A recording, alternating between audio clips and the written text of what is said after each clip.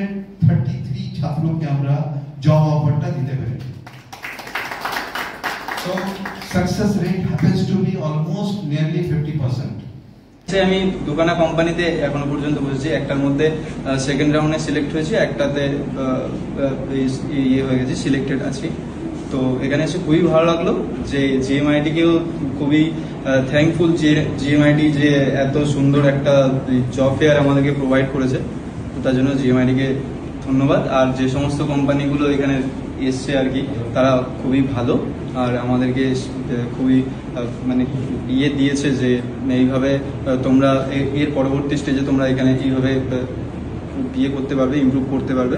তো তার জন্য খুবই ভালো লেগেছে। 22 জনই কলকাতা। এখানে স্যার যেটা অফার করেছে সেটা হচ্ছে 22,500 পার মান্থ।